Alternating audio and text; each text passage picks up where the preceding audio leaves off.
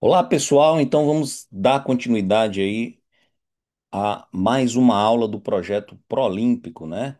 Na aula passada a gente falou sobre pontos notáveis. Basicamente eu falei sobre algumas propriedades do circuncentro, do incentro, e nós começamos a fazer alguns problemas relacionados. Eu comecei resolvendo uma lista de problemas, né? Que eu vou começar com ela aqui, ó. A gente já resolveu o problema um, problema 2. Se você não tiver assistido a primeira aula, se você não tiver pensado ainda nesses problemas, eu vou dizer para que você tente pensar um pouco antes de verificar como a gente resolveu. E hoje, nossa aula, a gente vai começar com o problema 3, tá? Então, encorajo vocês também a pensarem um pouco antes de assistirem a resolução, tá? Mas, lembrando que o nosso objetivo é tentar encaixar de alguma forma esses pontos notáveis com suas propriedades aí que a gente viu na aula passada, tá? Então vamos lá, eu vou começar resolvendo com vocês esse problema.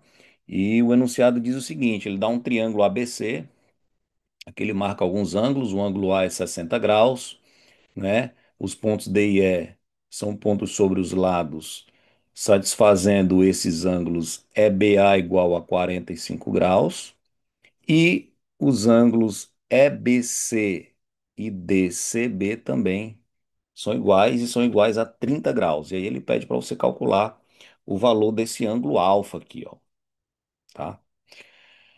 Muito bem. Esse problema, esse estilo de problema, ele é muito comum, né? Ele é muito parecido com os problemas que a gente conhece como os problemas do triângulo russo, né? É bem, é bem popular, inclusive, esse termo, tá? Mas o que dificulta esse tipo de problema é que, na maioria das vezes, as soluções elas são completamente diferentes quando você passa de um problema para o outro, tá? E aí eu vou dizer para você que, resolvendo alguns desses problemas aí, eu percebi que muitos deles, eles podem ser utilizados com auxílio dos pontos notáveis, né? Deixa eu fazer uma marcação aqui. Então a gente vai começar resolvendo isso fazendo o seguinte, ó. Eu vou chamar de O esse ponto de interseção aqui entre o BE e o CD, ok? E aí, normalmente o que a gente faz nesse tipo de problema aqui é marcação de ângulo. A gente marca ângulos aí até onde a gente conseguir e depois a gente vê o que é que pode ser feito além, né? Muito bem, o fato é que se a gente for marcar ângulos aqui, a gente não vai conseguir marcar muita coisa, né? Eu acho que o único ângulo que a gente conseguiria marcar aqui, eu já tenho 60, 90, aqui daria 15 graus, ó. Se você completar a soma 180 graus aí desse triângulo ABC, esse ângulo aqui ele vai valer 15 graus, tá? Isso talvez nem seja necessário. Mas como a gente está querendo marcar ângulos, esse é o ângulo que a gente conseguiria marcar e o valor dele é esse, tá? Mas aí tem uma coisa que também é interessante você descrever na figura, quando você está marcando o ângulo, é quando você tem, que você observa triângulos isósceles aqui, ó. Tem um triângulo isósceles, né? O triângulo BOC é isósceles. E aí eu vou escrever isso. O OB ele é igual ao OC, tá? E o que mais, ó? Dá para a gente marcar esse ângulo aqui, né? Esse ângulo formado nesse vértice aqui, ele é 120 graus. É o ângulo BOC, ele é 120 graus. E ele vale exatamente duas vezes o ângulo BAC. o ângulo BAC. Então, pronto, olha. O que que vai acontecer? O que que a gente vai poder acrescentar agora, depois que a gente fez essa observação? O OB igual a OC, e esse ângulo BOC é duas vezes o ângulo BAC. Lembra que a gente está marcando esse ângulo sempre olhando na mesma orientação, tá bom?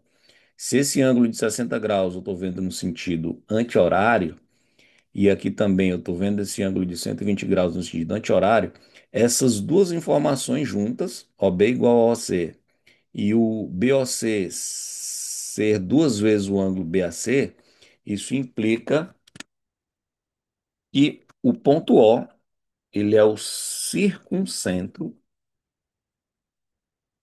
de qual triângulo? ABC, né? Tá?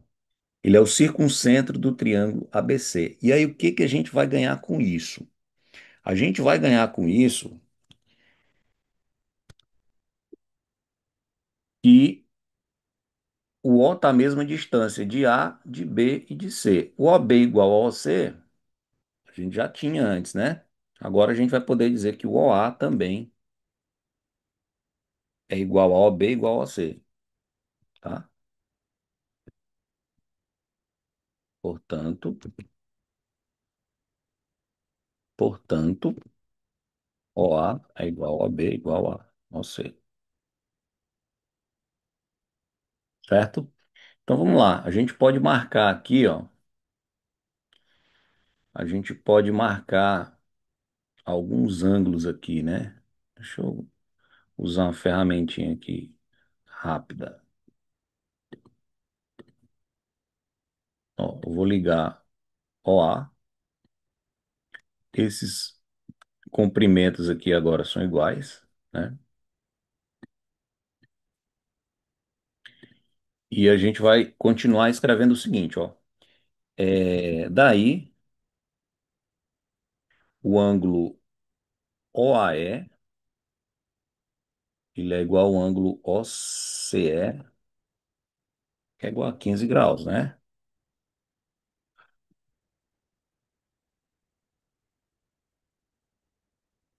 Ó, foi útil ter marcado esse 15 graus aqui, né? Porque agora a gente ganhou 15 graus aqui em cima, ó.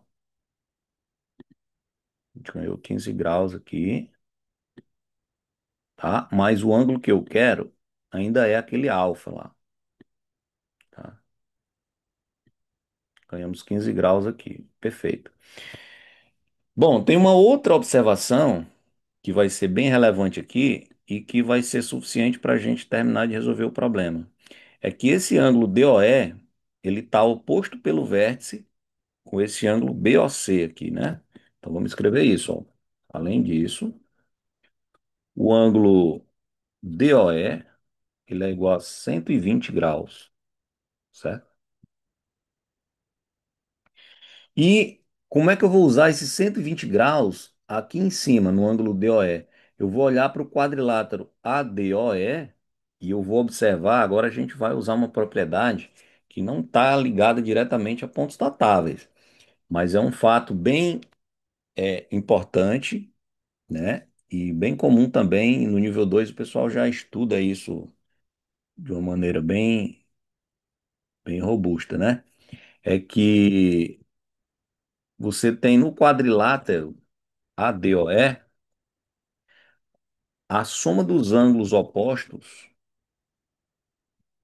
DAE mais o DOE, é 180 graus, né? Isso aqui implica que o ADOE, ele é um quadrilátero inscritível.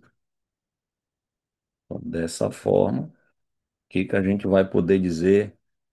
Vou escrever logo direto assim, ó. Imagina que tem uma circunferência circunscrita aqui, ó, o triângulo ADOE, verdade? Então, esse ângulo alfa, ele está olhando para o arco formado aqui sobre o segmento OE. Então, ele é igual a esse 15 graus aqui no vértice A, que também está olhando para o mesmo arco. Então a gente pode escrever isso direto assim, tá? Alfa igual a 15 graus. E isso já é o que o problema estava pedindo para a gente fazer, né? Então, bem legal. Eu vou registrar isso aqui assim.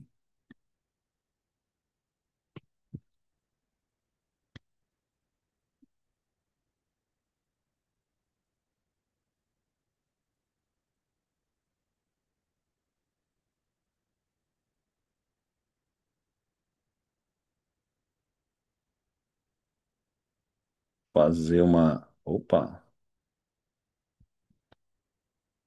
aí tá. Muito bem. Então, esse é o problema 3. De novo, a gente usou basicamente só o que a gente tinha visto sobre pontos notáveis, né? E agora a gente vai dar continuidade aqui, ó. Esses problemas eles são mais ou menos do mesmo estilo, tá? Depois a gente vai ver um outro tipo de exemplo que possa utilizar outras propriedades, mas por enquanto vai ser isso, ó. Vamos para o problema 4, então, tá?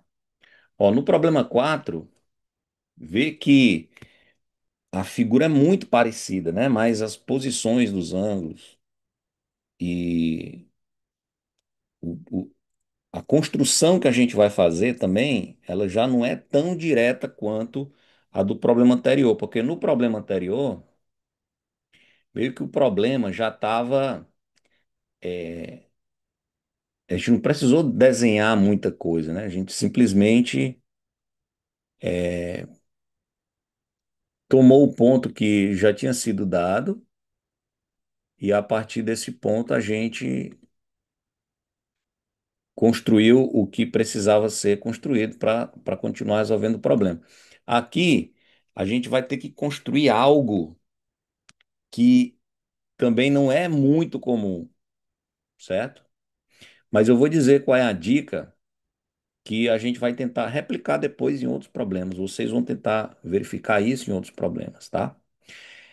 Então ele dá um ponto D no interior do triângulo ABC e ele dá alguns ângulos aqui. Ele dá o ângulo DAB 10 graus, ele dá o ângulo DAC 40 graus, outro ângulo DCA é 30 graus, o ângulo DBA é 20 graus, deu quase todos os ângulos, né? E ele pediu esse ângulo alfa, bem aqui, ó, tá? Então, realmente, pensar numa solução geométrica para um problema desse aqui pode ser complicado, tá? E aí, pode ser que você encontre uma saída rápida, pode ser que você demore bastante para encontrar algo legal aí de se fazer, tá? Mas o fato é que esse tipo de problema, ele é um problema difícil, tá? E, ok, você pode encontrar várias soluções diferentes, mas cada solução vai exigir que você faça uma construção também peculiar, né? Ou você pode resolver trigonometricamente. Trigonometricamente pode ser que seja rápido esse probleminha aqui, tá? Sim, estou falando de possibilidades. Mas o que eu vou fazer é algo que também eu observei já em muitos problemas. A gente tem aqui, ó, um triângulo ADB que tem um ângulo de 10 graus e um ângulo de 20 graus. Mas não é exatamente isso que vai ser importante nesse triângulo aqui, ó. É esse ângulo aqui que vale aí 150 graus, tá? Olha só que curioso. Se eu olhar para o triângulo ADB, o circuncentro desse triângulo, ele vai assumir uma posição bem interessante. Vamos marcar o circuncentro desse triângulo aqui para você ver o que que vai acontecer, ó. Como o triângulo é obtusângulo, eu já espero que o circuncentro ele esteja fora do triângulo, né? E aí você vai começar fazendo o seguinte, ó. Vamos chamar de O aqui o circuncentro. ok? O é o circuncentro. E a gente pode, usando esses dois ângulos que já deu aí, de 10 e 20 graus, a gente vai fazer o seguinte, ó. Lembra que o ângulo central ele é o dobro do ângulo inscrito, né? Então, esse ângulo de 10 graus, imagina, depois eu vou colocar a figura completa aqui para você, tá? Mas imagina o seguinte, ó. Aqui eu estou pensando na circunferência com centro nesse ponto O, certo? Então, esse ângulo de 10 graus, que é um ângulo inscrito, olhando aqui para o arco DB, ele é metade desse ângulo central, que no caso precisa ser 20 graus, tá? E, ao mesmo tempo, esse ângulo de 20 graus, que está olhando para esse arco, né, que é um ângulo inscrito, vai implicar que esse ângulo central aqui também seja 40 graus, tá? Então, o fato curioso aqui nesse triângulo é que o circuncentro dele é exatamente o vértice do triângulo equilátero construído externamente, tá? Isso vai acontecer toda vez que esse ângulo aqui, ó, valer 150 graus, tá?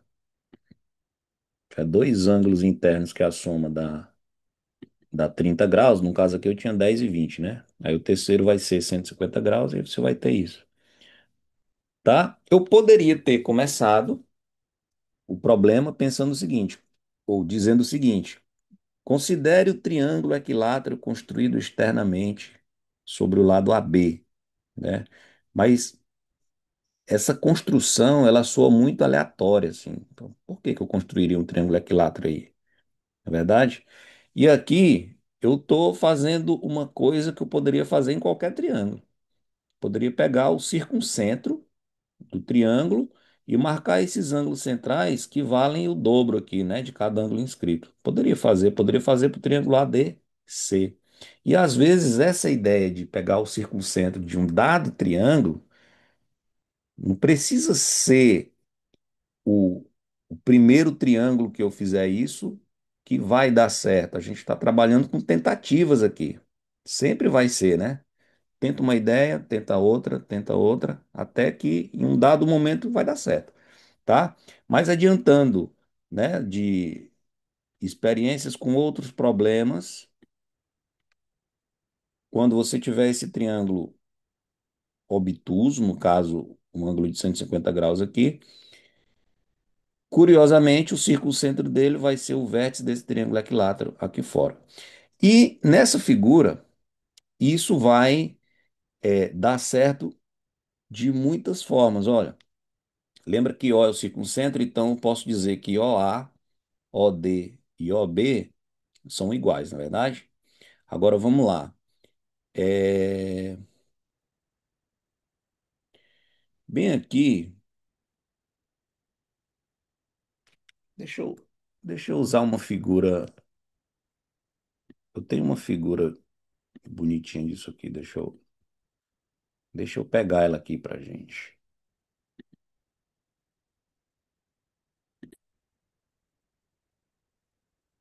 Então vamos lá, deixa eu colocar essa figura já da maneira correta, que ela fica melhor da gente trabalhar. Então, o ponto O é o circuncentro, né? Essas três distâncias são iguais, OA, OD e OB. Eu vou escrever aqui alguma coisa,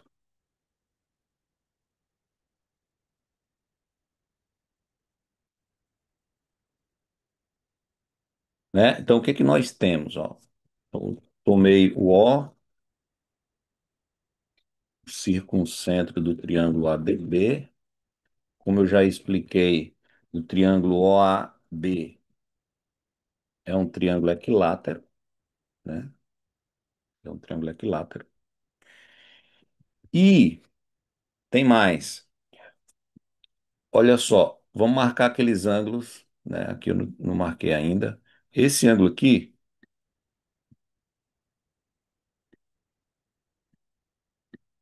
já sabia que ele era 40 graus, né? Tá aqui 40 graus. Só que esse triângulo é isósceles. Triângulo ODA é isósceles. Então veja só. Esse camarada aqui, ele é igual a esse outro aqui de cima. Esse outro de cima eu não vou precisar olhar tanto para ele, mas eu posso calcular cada um deles, ó, porque eu sei que cada um deles aqui vai valer 70 graus, ok? 70 graus. Então é isso que eu quero que você observe. Tem um triângulo isósceles, o ângulo ODA é igual ao ângulo ODA, é igual ao ângulo OAD, é igual a 70 graus, ok?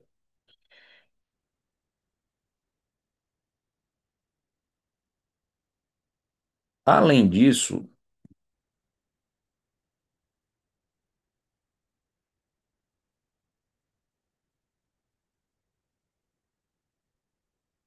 o ângulo ADC,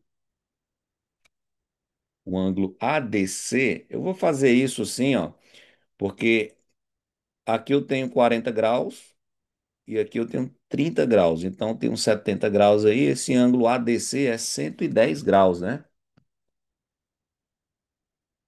Então, se eu tenho 70 graus aqui na esquerda e eu tenho 110 graus aqui na direita, isso vai implicar que esses pontos são colineares, O, D e C são colineares, ok? Eles são colineares. Opa.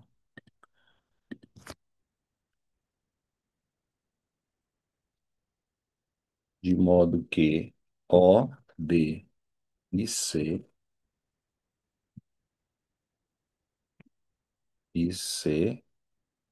são colineares. Olha que coincidência, né? Na hora que a gente pegou o circuncentro, ele ainda ficou colinear com os pontos D e C. Muito bem. Isso aqui é uma reta só. Agora veja, aqui é onde está, como a gente gosta de dizer, o pulo do gato, né? Veja só, tem muitos ângulos aí nessa figura, mas tem um ângulo aqui, ó. Esse ângulo de 60 graus aqui embaixo do triângulo equilátero, ele acontece junto com o seguinte: eu tenho dois segmentos iguais aqui, ó. Eu tenho esse ângulo de 60 graus, que no caso é o dobro desse ângulo de 30 graus aqui, ó. O que que isso implica? Nós já usamos isso outras vezes, né? Agora a gente está mais familiarizado com esse tipo de situação, mas mesmo assim é algo que praticamente você já teria que chegar com essa intenção. Poxa, eu vou procurar esse tipo de situação, nesse tipo de problema, porque se eu tiver, eu ganho o circuncentro aí, ó. Então, qual é o fato que a gente vai escrever agora? Que o BO, ele é igual a BA, ou seja, o B está à mesma distância dos pontos A e O, e o ângulo OBA, que ele vale 60 graus, né? Ele vale duas vezes o ângulo OCA. Então, isso implica que o ponto B agora é o circuncentro de qual triângulo? Ele é o circuncentro, olha só, ele é o circuncentro do triângulo OAC. Ele é o circuncentro do triângulo OAC, certo? E aí, de novo, o que que a gente vai ganhar com isso? Na hora que a gente ganha esse circuncentro aí, ó, a terceira distância, a distância para o terceiro vértice, também vai coincidir com as duas primeiras. E aí é o raio, né? Bem forte isso, né? Então veja só. Então agora eu posso dizer que o BC é igual a BA é igual a BO, tá? Aí, veja só. Agora, como o B é o circuncentro, esse ângulo 20 mais alfa, ele é ângulo central, né? Ele é um ângulo central, pensando aqui, ó, vai ter uma circunferência, vou tentar fazer um esboço aqui à mão para você. Opa, vai ser, eita, imagine, né? Vai ter uma circunferência passando, é ruim desenhar com a mão assim. Ó, imagina a circunferência com centro em B, que vai passar aqui em O, A e C. Esse ângulo 20 mais alfa, ele é um ângulo central. Ele é o dobro desse ângulo aqui, ó. E isso é suficiente para calcular o que ele pede, né? Então eu vou escrever primeiro assim, ó, que o ângulo ABC, ele é duas vezes o ângulo AOC, o ângulo AOC. Ou seja,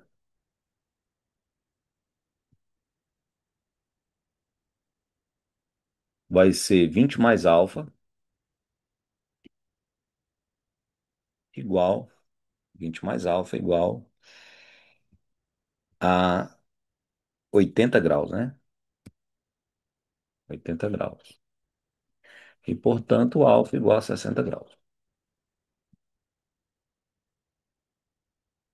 tá?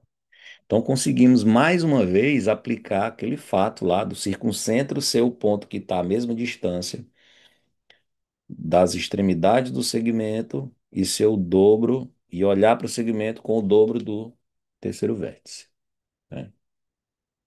Então, isso resolve o problema 4.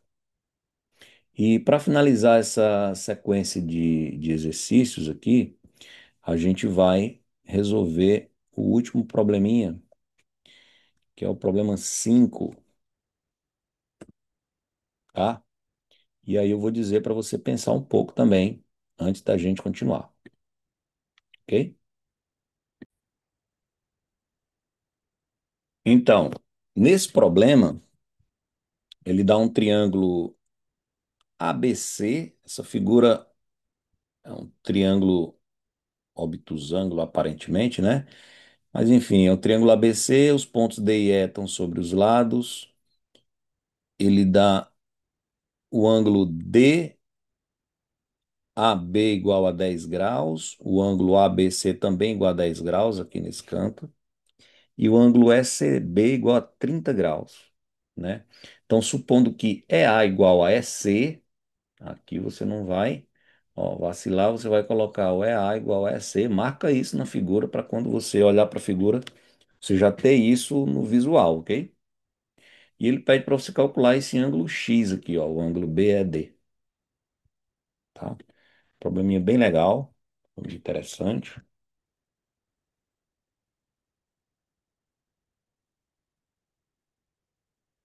Vamos resolver. E, como sempre, a gente vai começar marcando alguns ângulos aqui, né? A gente não vai marcar todos os ângulos possíveis aqui, mas a gente vai marcar alguns ângulos estrategicamente. Por exemplo, esse ângulozinho aqui, ó, ele é bom da gente marcar porque ele é um ângulo externo, né? Ele é externo ao triângulo ADB, ó. Então ele vale 10 graus aqui da esquerda, mais esse 10 graus aqui de cima. Eu já tenho 20 graus bem aqui, ó. 20 graus é bem aqui, ok? Onde mais que dá para marcar? Ó? Esse ângulo aqui, ele é um ângulo muito bom da gente marcar também, porque ele é externo a esse outro triângulo BEC. Então ele vale esse 10 graus da esquerda mais 30 graus da direita, aqui ele vale 40 graus. Ó. Muito bem. Então o que que acontece? Note que é para não dizer, é fácil ver, né? Fácil ver não é muito bom escrever. Note que o ângulo AEC, ele vale 40 graus, tá? E ele é duas vezes o ângulo ADC, tá? Como já marquei na figura e eu já expliquei isso para você. Eu não vou precisar escrever a solução completa, mas eu quero deixar explícito isso. O ângulo AEC é o dobro do ângulo ADC e ele tá, o vértice ele tá à mesma distância de A e C, o EA igual a EC. Essas duas coisas juntas, desculpa, essas duas coisas juntas, elas implicam,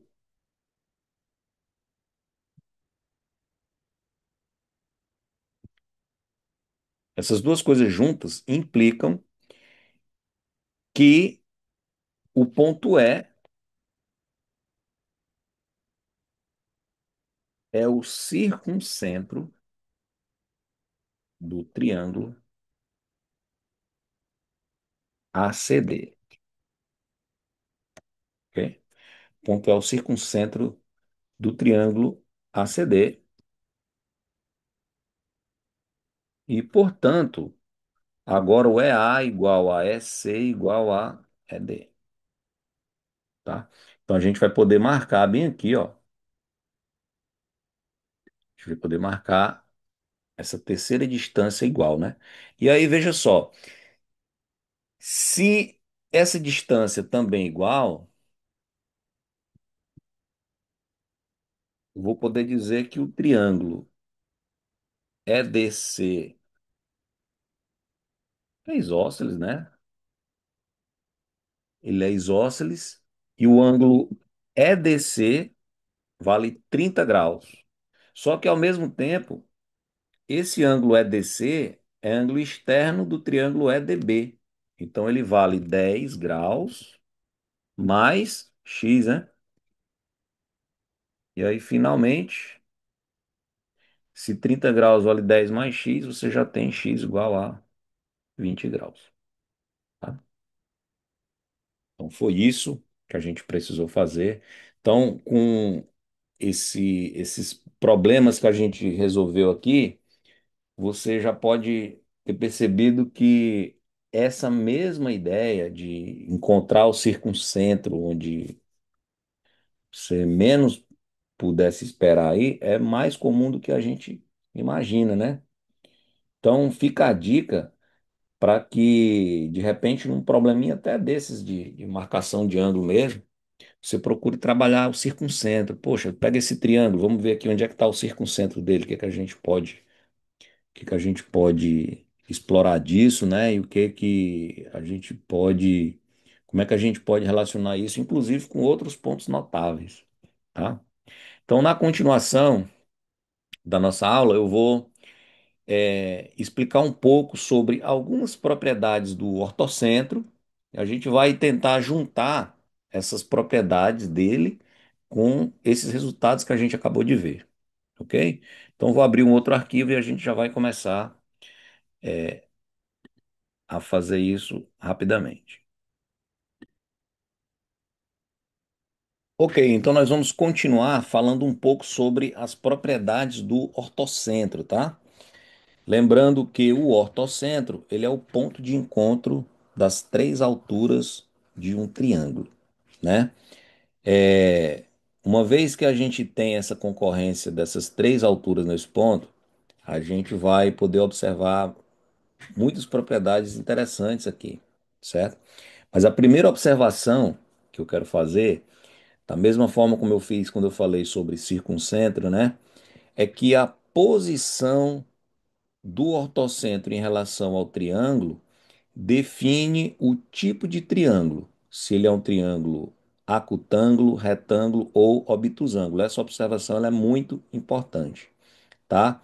Lembrando que ele só vai ser acutângulo, triângulo, quando o ortocentro estiver no interior do triângulo, certo? Sempre que o triângulo for retângulo, o ortocentro vai coincidir com um dos vértices. No caso, é o vértice aqui do ângulo reto, tá? E quando ele for obtusângulo, o ortocentro ele vai ser exterior ao triângulo, como você pode ver nessa figura aqui, né? Essa posição do ortocentro, inclusive, ela, ela vai ser um pouco diferente de como o circuncentro está posicionado. Se você pensar aqui nesse triângulo obtusângulo, né? Pensar nesse triângulo obtusângulo aqui, ó. Se você colocar o ângulo obtuso aqui no vértice A, como você está vendo, o ortocentro ele fica do mesmo lado em relação ao lado BC. O vértice A e o ortocentro eles estão no mesmo semiplano definido pela reta BC, né? Se eu fosse marcar o circuncentro, ele estaria fora do triângulo, mas ele estaria aqui desse outro lado aqui, ó, no lado oposto em relação ao lado BC, né? Do lado oposto ao vértice A em relação ao lado BC, semiplano, tá? Mas tem uma observação muito interessante também que às vezes a gente só não percebe porque a gente nunca parou para pensar nisso. Mas olha só, se você tem um triângulo ABC e você marca o ortocentro desse triângulo, esses quatro pontos eles formam o que a gente chama de sistema ortocêntrico. Olha só que curioso. Um sistema ortocêntrico é um conjunto de quatro pontos, né? Vou usar essa figura aqui mesmo, em que cada ponto é o ortocentro do triângulo formado pelos outros três, tá? Então, se você perceber, dessa figura aqui em cima para essa figura aqui embaixo, a única coisa que eu fiz foi mudar os vértices A e H de posição, né? Eu chamei o H de A e o A de H, tá? Então, se você quiser desenhar o ortocentro de um triângulo obtusângulo, você pode desenhar mesmo o triângulo acutângulo aqui, ó. Traça as alturas e aí na hora de nomear os vértices, você coloca o vértice A no interior do triângulo e aí você vai ter um obtusângulo e o ortocentro é o primeiro que você desenhou como vértice do triângulo, né? Muito bem. E quais propriedades a gente estaria interessados? A gente estaria interessado em explorar aqui nessa figura, tá? A primeira propriedade, ela é uma propriedade bem legal e ela é conhecida como a propriedade das isogonais, tá? Ela não é uma propriedade que se refere exatamente ao ortocentro, mas ela afirma o seguinte, que em todo triângulo a altura e o diâmetro partindo de um mesmo vértice são isogonais em relação aos lados adjacentes. O que que significa duas retas serem isogonais? No caso aqui, ó, para você entender, a altura é a reta AD e o diâmetro é a reta AE. Dizer que a AD e a AE são isogonais significa dizer que o ângulo que uma delas forma com um lado é exatamente o ângulo que a outra reta forma com o outro lado, certo? E você pode usar qualquer lado como referência. Por exemplo, se esses ângulos aqui são iguais, esses dois ângulos também vão ser iguais. Ó. O ângulo que a AD forma com um lado vai ser ainda o ângulo igual ao ângulo que a outra reta forma com o outro lado, tá? Mas aqui para a gente está mais fácil de se referir ao ângulo entre AD e AB e o ângulo entre AE e AC, tá? A demonstração disso é bem simples e normalmente costumo deixar isso como exercício, tá? Para que os alunos eles passem a explorar mais a estrutura aí da figura. Mas enfim, o que eu vou fazer rapidamente aqui é o seguinte, ó. Se eu vou chamar esse ângulo aqui de alfa, né? E esse ângulo aqui de beta, alfa mais beta, 90 graus, certo? Então, alfa e beta são os complementares aqui, né? Só que esse ângulo inscrito, beta, ele está olhando para esse arco AC. Aqui você traçou um diâmetro, AE. Então, esse ângulo beta, que está olhando para aquele arco AC, ele é o mesmo ângulo beta que está aqui embaixo, né?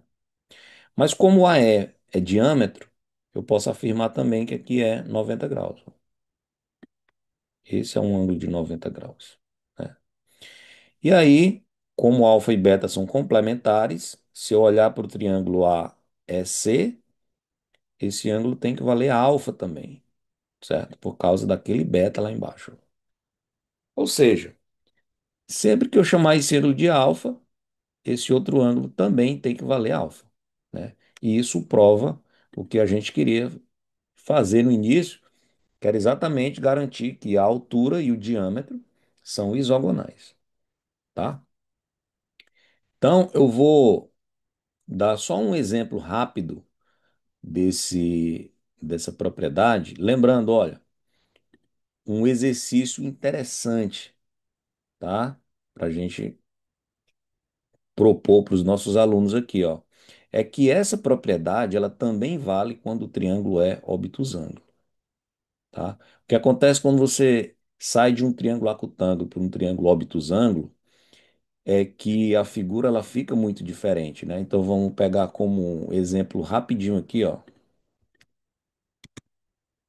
Deixa eu pegar essa figura aqui. Vamos supor que a gente vai fazer isso para esse triângulo obtusângulo ABC, né? Então, a altura relativa ao lado BC é esse segmento pontilhado aqui, ó, tá? Agora, o diâmetro, ele vai estar passando, ele vai ter que ligar o vértice A até o circuncentro, né? E lembrando que o circuncentro, ele vai estar posicionado aqui assim, ó, mais ou menos. O circuncentro vai estar mais ou menos por aqui assim. Então, quando você ligar o diâmetro, essa reta vai estar passando aqui assim. Então, a propriedade das isogonais seria para provar que esse ângulo, que a altura forma com o lado AB, é igual a esse outro ângulo, que o diâmetro forma com o lado adjacente, tá? Então, esse é um exercício interessante que vale a pena complementar aqui quando você falar dessa primeira figura. Então, vamos lá. O exemplo que eu vou explorar com vocês aqui é o seguinte: ele dá um triângulo ABC e ele traça uma altura, uma bissetriz e uma mediana, tá? E ele afirma que essas três retas dividem o ângulo A em quatro partes iguais, ó. A minha afirmação é que esses quatro ângulos aqui têm a mesma medida. Um, dois, três, quatro. Quatro ângulos iguais. Eu vou chamar todo mundo de alfa, mas na verdade, os únicos ângulos que eu quero destacar são esses dois aqui, ó, o primeiro e o último, tá? Todo mundo vale a mesma coisa pelo enunciado. Dito isso, determine as medidas dos ângulos do triângulo ABC, tá?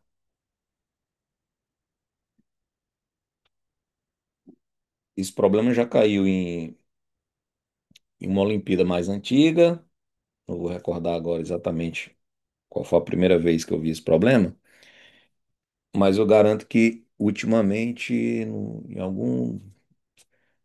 alguma edição não muito antiga, ele caiu também no ITA, na prova do ITA, certo? Então vamos ver, ó.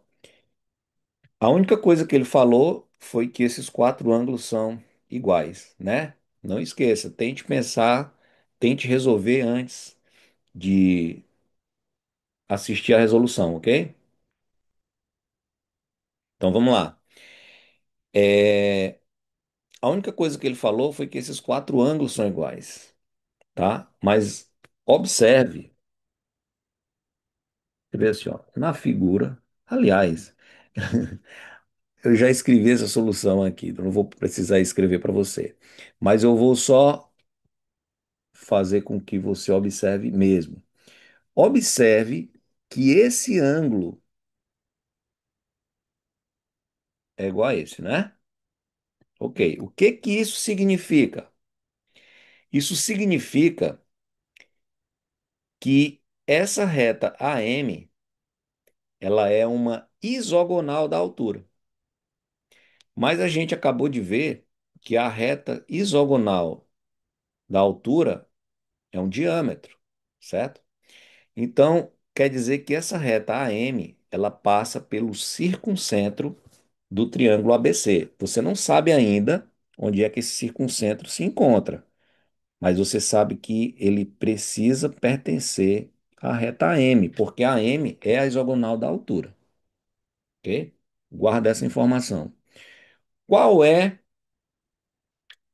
a outra reta que o circuncentro precisa pertencer? Ele precisa pertencer à mediatriz, né? Na verdade, ele pertence às três mediatrizes dos três lados.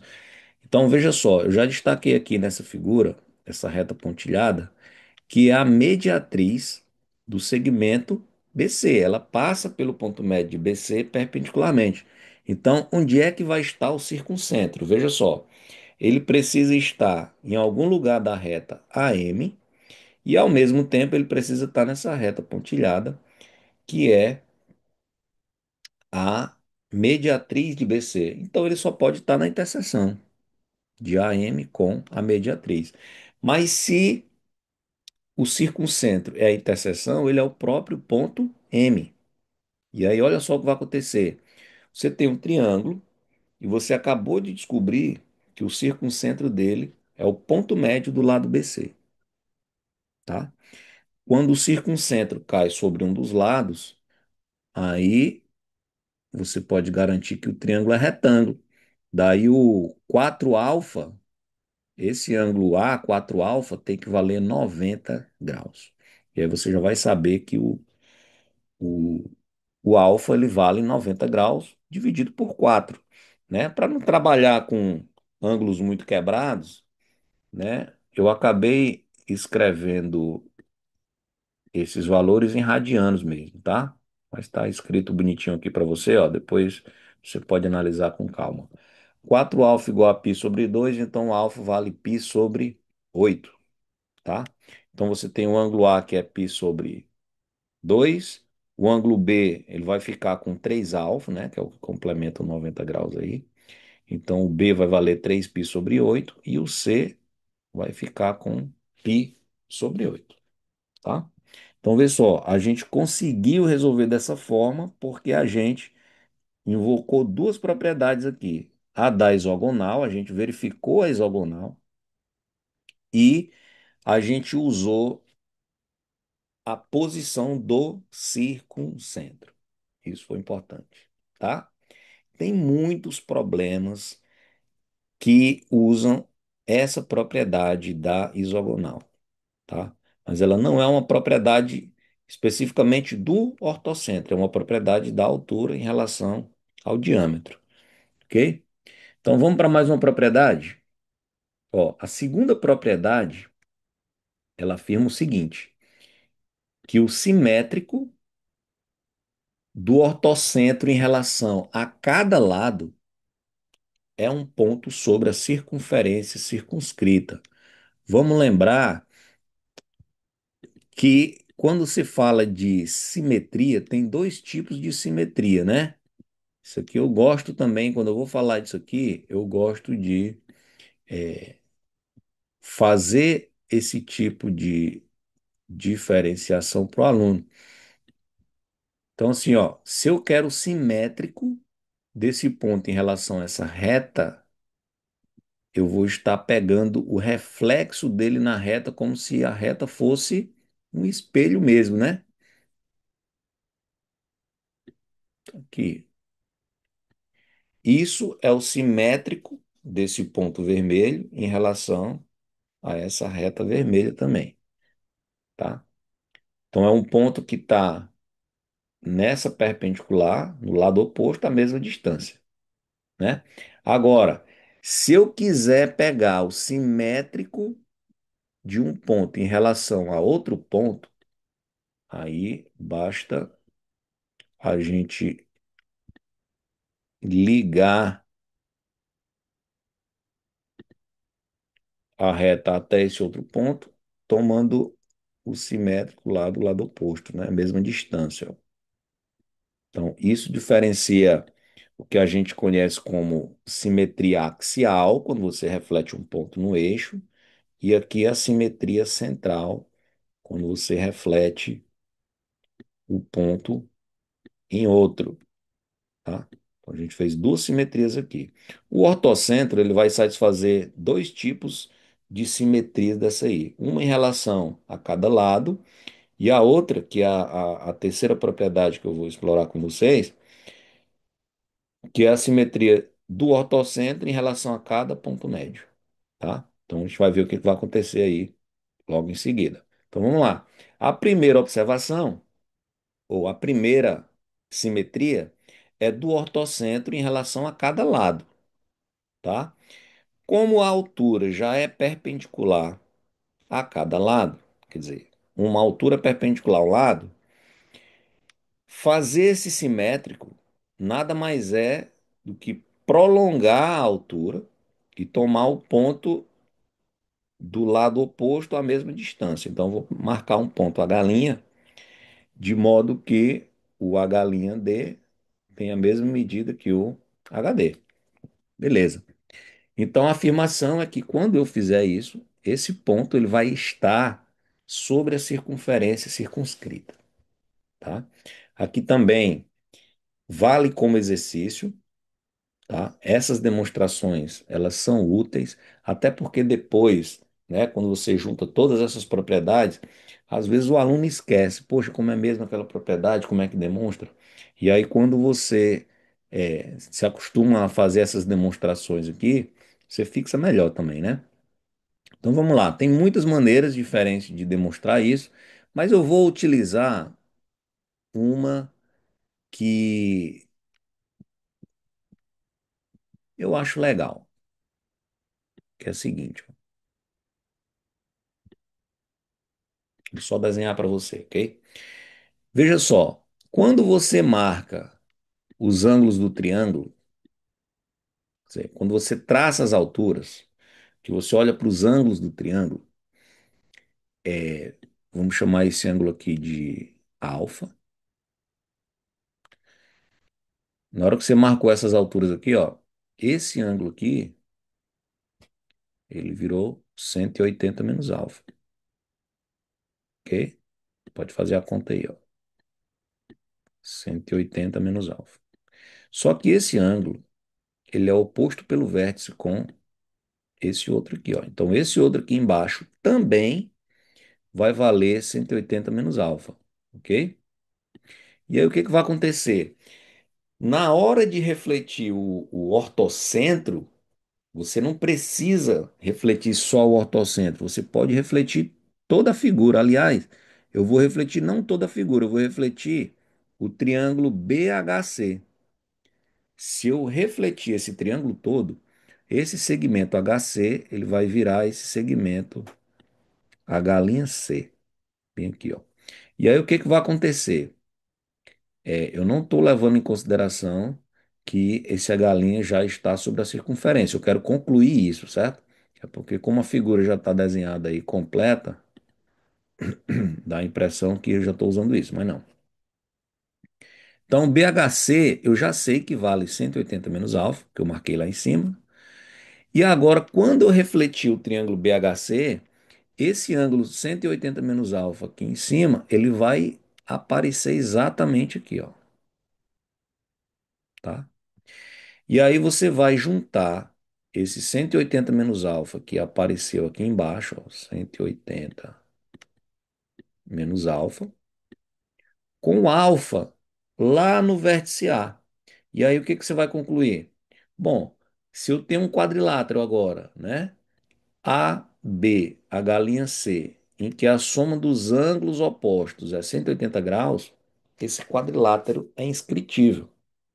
E aí, isso significa que o ponto H' é um ponto sobre a circunferência do ABC, tá? Isso é uma forma de demonstrar essa propriedade e, ao mesmo tempo, a gente aproveita para medir esse ângulo aqui, ó, que o ortocentro olha para cada lado, certo?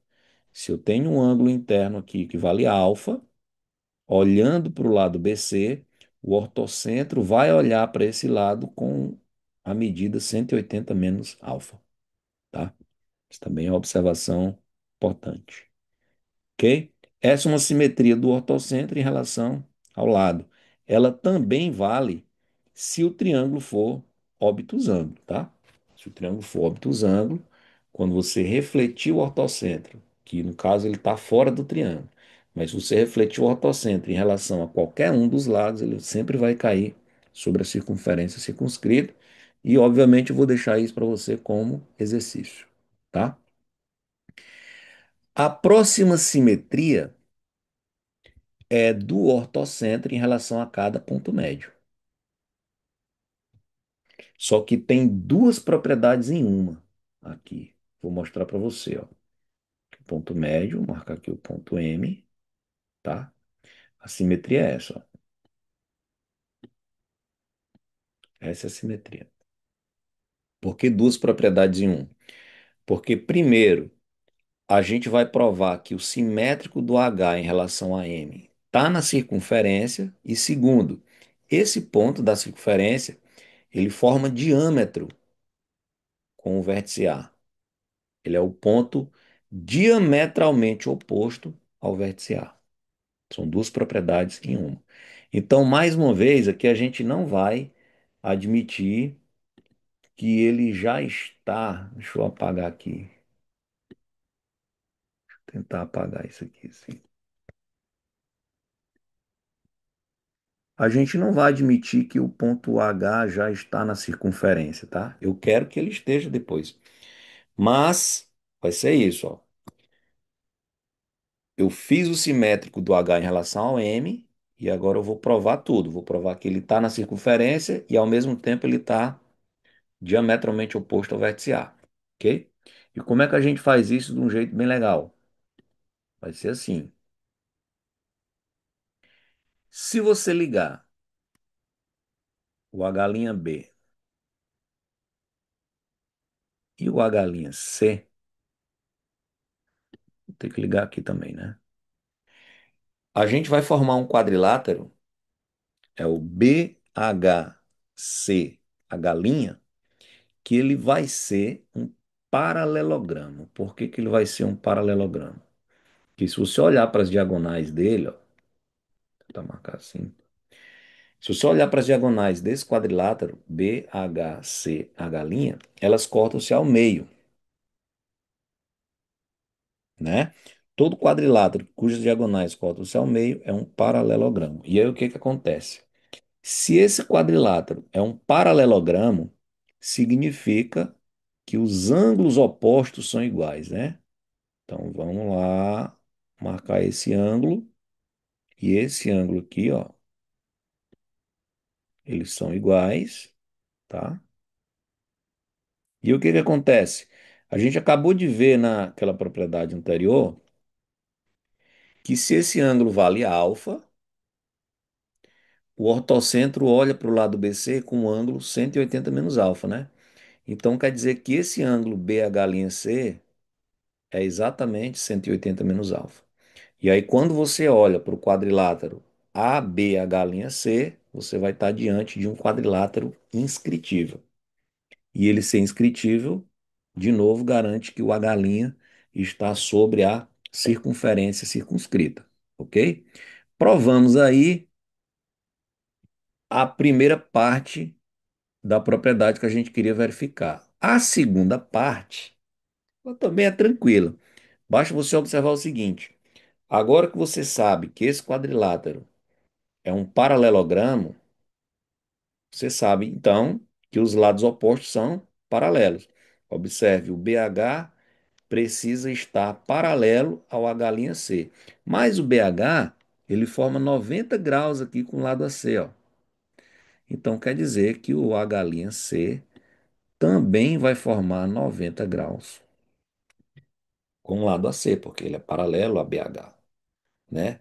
E agora observe o seguinte: se a galinha é um ponto da circunferência e esse ângulo ACH' é 90 graus, isso implica que o AH' é diâmetro. Essa é a segunda parte da propriedade que a gente queria verificar, ok? Essas coisas, elas vão nos encaminhando para a gente chegar num resultado mais forte, que vai ser a cereja do bolo dessas propriedades do ortocentro, que é a reta de Euler, né? Mas antes de eu falar da reta de Euler, eu vou aproveitar isso que a gente acabou de demonstrar. Lembra bem, é, o simétrico do H em relação ao ponto médio é um ponto da circunferência e ele é diametralmente oposto ao vértice A. Observação, prove isso para o triângulo obtusângulo. Isso também é verdade, tá? E a última propriedade, antes de eu falar da reta de Euler, é que em todo triângulo, a distância do circuncentro a um lado é duas vezes a distância do vértice oposto a esse lado até o ortocentro, tá? Como é que a gente poderia demonstrar isso rapidamente? Então, para demonstrar isso rapidamente, eu vou aproveitar a mesma figura que a gente acabou de trabalhar, certo? Porque veja só, se você olhar para esse triângulo AH, H', onde é que está o circuncentro? Ele é o ponto médio desse diâmetro, AH'. E o ponto M, ele é o ponto médio de H', porque H' é o simétrico do H em relação ao ponto M. Então, na hora que você olhar para o triângulo AH', esse segmento OM, ele é uma base média. E aí, se ele é uma base média, na hora que você chamar essa distância aqui de D, essa distância aqui vai valer 2D, né? E isso é exatamente afirmar que a distância do circuncentro até o ponto médio é metade da distância do vértice até o ortocentro, ok? Então, conseguimos rapidamente provar essa sequência de propriedades envolvendo o ortocentro, né? E aí, a gente vai conseguir, agora, com tudo isso que a gente tem, a gente já está muito próximo de enunciar a reta de Euler. Porque o que que vai acontecer? A reta de Euler, ela garante a colinearidade entre três pontos notáveis, tá? Aqui eu não enfatizei muito o- as propriedades do baricentro, tá? Porque eu queria focar nesses pontos notáveis que estão mais relacionados com ângulos, certo? Você vai perceber que quando você trabalha com baricentro, trabalha com medianas, os ângulos que as medianas formam com os lados, enfim, não tem nada muito fácil de determinar, não, tá? Então, esses outros pontos notáveis, você tem boas relações com ângulos quando você trabalha propriedades do triângulo, medianas já nem tanto. Então, veja só, o que que a reta de Euler garante? Que em todo triângulo, o ortocentro, o baricentro, né, que é o encontro das medianas, e o circuncentro, eles são colineares. Essa reta que contém esses pontos é a reta de Euler. Mas não é só isso. Além deles serem colineares, o ponto G sempre vai estar sobre o segmento HO na razão 2 para 1. A distância HG sempre vai ser duas vezes a distância GO, tá? Então parece que nós estamos distantes, né? Parece que a gente precisa fazer muita coisa para chegar nisso, mas com tudo que a gente provou, a gente já consegue. Deixa eu ver, tem uma figura boa para a gente trabalhar isso aqui. A gente já consegue posicionar o baricentro exatamente nessa reta HO e dividindo nessa razão 2 para 1. O que que vai acontecer? O nosso ponto de partida para fazer isso é olhar para aquela primeira figura da propriedade 4, em que a distância do circuncentro ao ponto médio é metade da distância do vértice até o ortocentro. Beleza? Ok. Aqui,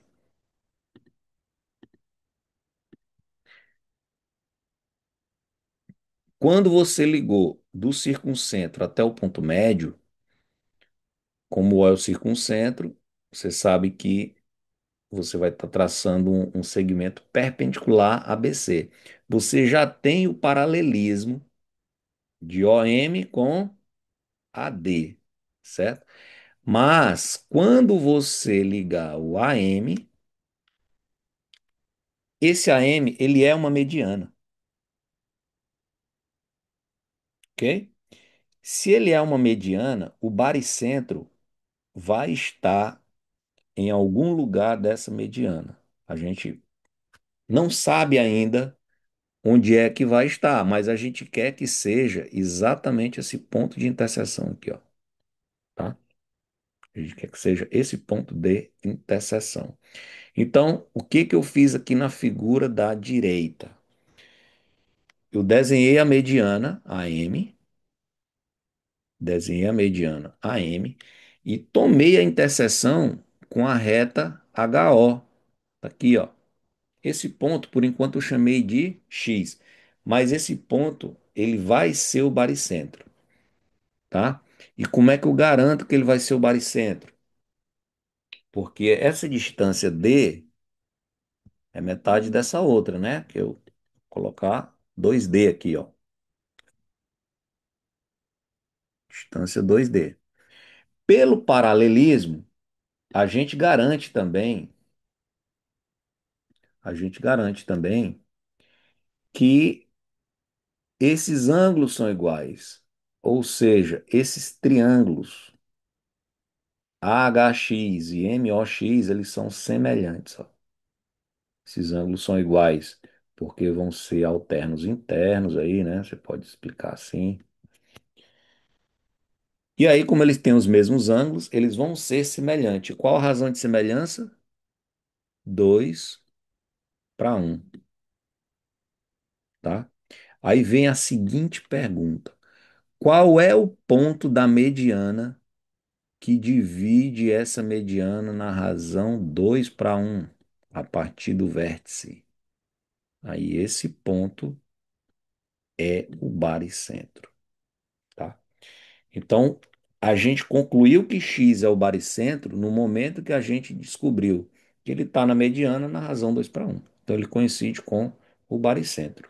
E a segunda parte é que, pela razão de semelhança, esse segmento HX ele precisa ser o dobro do segmento XO, ou seja, tanto x é o baricentro do ABC, como ele divide o segmento HO na razão 2:1, tá? E é assim que a gente chega na propriedade mais conhecida, vamos dizer assim, envolvendo esses pontos notáveis, né? Toda vez que você for apresentar esses pontos notáveis, é interessante que em algum momento você chegue nesse fato, porque é o que tem de mais curioso aí, juntando tudo, né? A gente consegue estudar as propriedades separadamente desses pontos, mas não só a reta de Euler, tem muitas outras propriedades aí que vão conseguir relacionar esses pontos notáveis, tá? Então, isso foi só uma rápida conversa sobre pontos notáveis, né?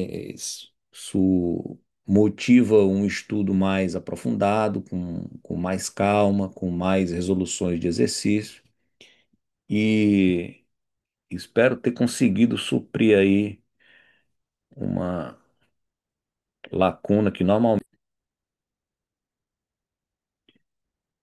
normalmente fica faltando, né, quando se estuda pontos notáveis, tá?